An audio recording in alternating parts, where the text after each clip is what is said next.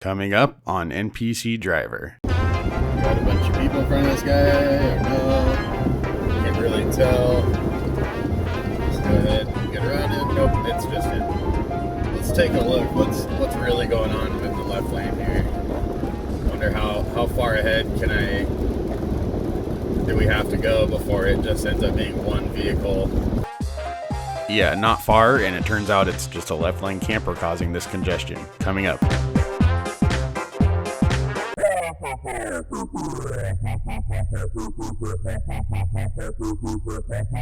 Hello again, boils and ghouls. I ducked out of Oregon before it got too icy and went on some missions further north in Washington instead. Just before we jump into the action, I have a question for you folks. What do you think about HOV lanes? Personally, I don't understand the point. Are they meant to reduce traffic? How are they doing that better than if that lane was open to all traffic? You know what? Shout out to all you lone drivers who use the HOV lane. Hear me out. If the unrestricted lanes are packed, every driver that moves into the HOV lane is reducing congestion just a little bit, and they do so with the risk of hefty fines. Of course, the benefit is they don't sit in traffic as much, so there's an incentive, and it all sort of balances out naturally. Am I wrong?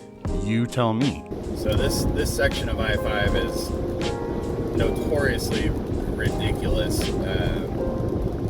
There's a couple other spots in Washington, but this ends up usually being the most absurd when it comes to left lane camping. I don't know why that is. This is a section of I-5 after it interchanges with I-405. For some reason, this section of highway is consistently plagued by absolutely unnecessary, arbitrary congestion. That is, it's not like systemic congestion. It doesn't seem to matter what time of day it is. The congestion is caused by some of the most blatant ignorance of lane usage, and you will see there are segments of highway that are clogged up, and once you get around them, they are just clumps with nobody in front of them, and just increasing cars catching up from behind. Alright, so driver puts on their blinker. I suspect this was an accident, I'm not sure. That happens multiple times in this video. I'm no longer passing, so I'm promptly going to exit the passing lane and watch to see if this car will decide to get over as well. It looks like there's enough room that I could cut between these two, but I'm not trying to piss anybody off or freak people out. The right lane is clear for a long ways, and that'll do this time.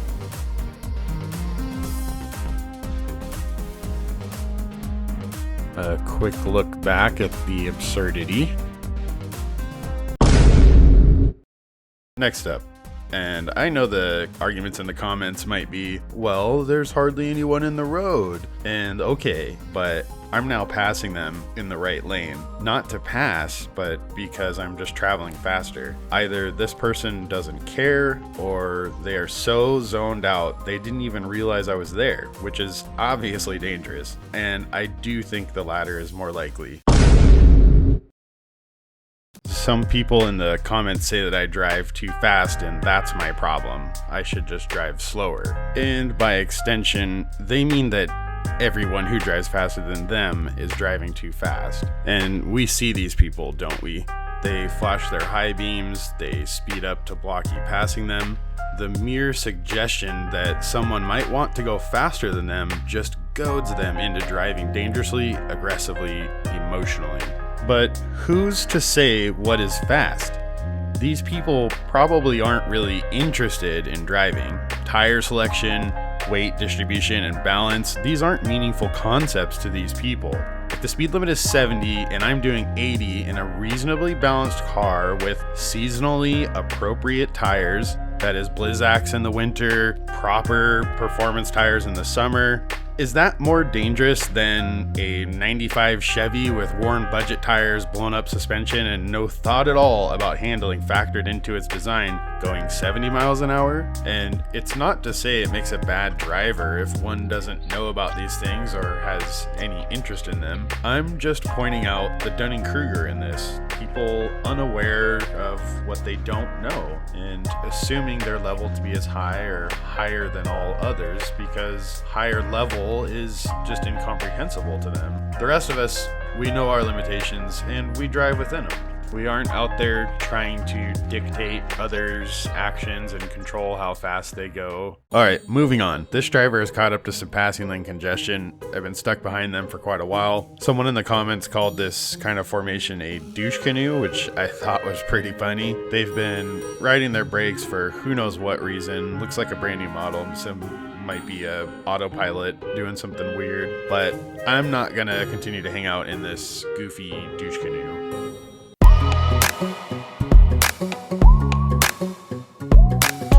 Oh, I guess that's camper number 4.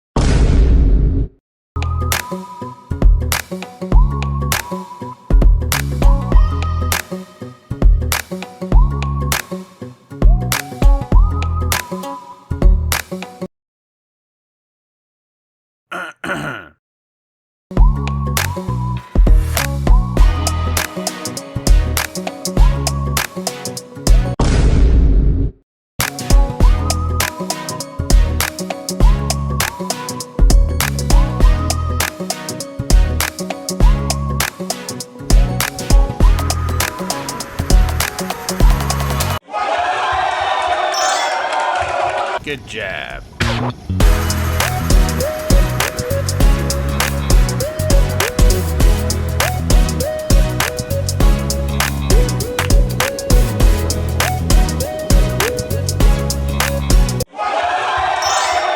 Good job.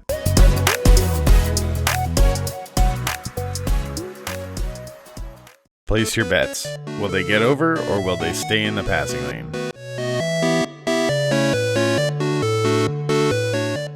Oh, the correct answer was too zoned out to notice me until the last second. And next up we have Jeep Driver. Gonna conquer the snow in the mountains. Gander at how it conquers the highway. It's gonna kick you in the nuts. Okay, I kid. I know it's just a Jeep thing. See, this dude could totally have gotten over for a moment, and he wouldn't have even had to slow down. He could have just got over, and I could have gotten around, but he's gonna just stay in his lane.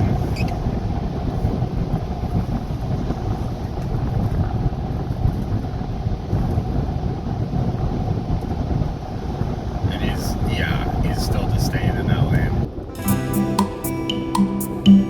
Holy shit, I almost forgot. I think what this guy or gal was doing, they sped up when I got behind them, and I think they were, no, maybe not. I was gonna say, I think they were like actively passing, but that doesn't, I guess that's not what happened. Never mind.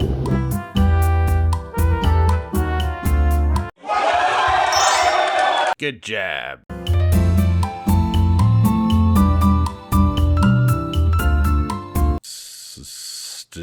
State law, keep right except to pass. Ha! Sorry, it was hard to read through the crack in my windshield.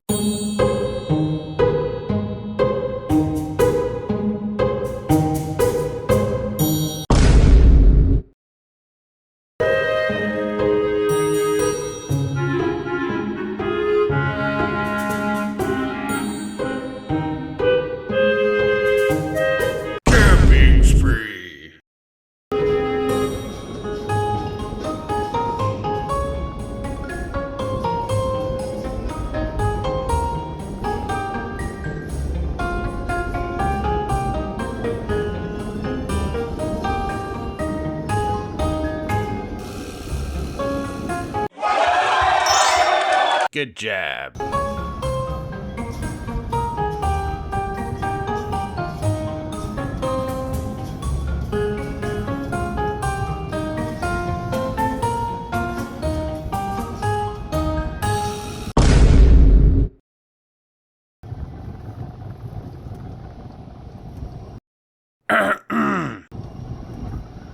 Let's take a look. What's really going on in the left lane here? Wonder how far ahead do we have to go before it just ends up being one vehicle It looked like there was a bunch of taillights way up ahead, so this may just be kind of general congestion. If you get caught in this, you might just think, oh, I'm in traffic now. But actually, thanks to this open HOV lane, I'm going to show you that this is actually just an arbitrary cluster of drivers who are totally checked out. An incompetence cluster, if you will. And in front, you guessed it, totally empty road and one driver hogging the passing lane. Passing lane campage. Left lane camper, passively participating drivers. Your congestion isn't systemic, it's bad lane management. Alright, what's the score here? Got a bunch of people in front of this guy, or no? Can't really tell. Let's go ahead and get around him. Nope, it's just him.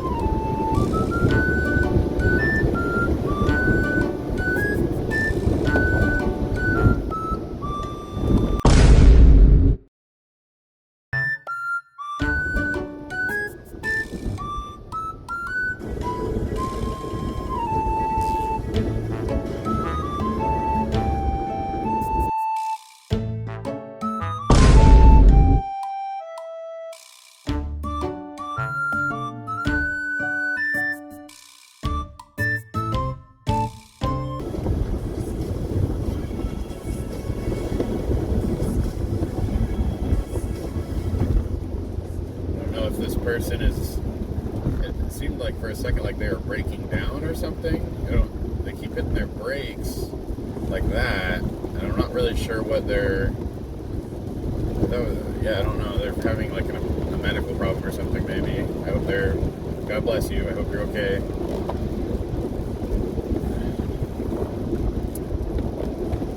So, but fortunately, out of that little shit show of a bunch of cars in the left lane, you can see now that we're ahead of it, obviously that wasn't, all that traffic wasn't there because of some like larger systemic congestion or traffic or anything. It was just a clump of cars.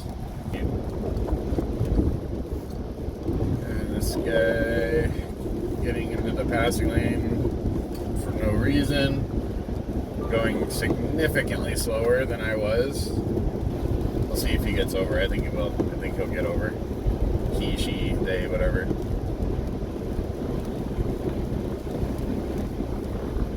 No. This stretch of highway heading towards Marysville is just the worst.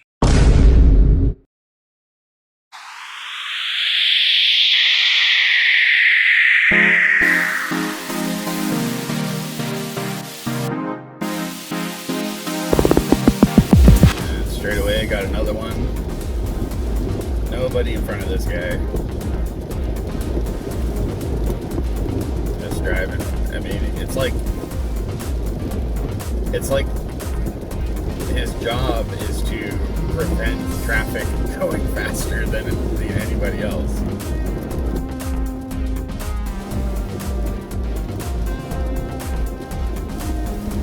We're gonna do it. You had your blinker on.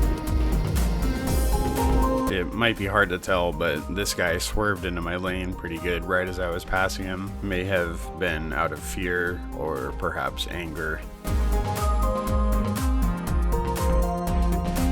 Some people in the comments say that I drive too fast, and that's my problem. I should just drive slower.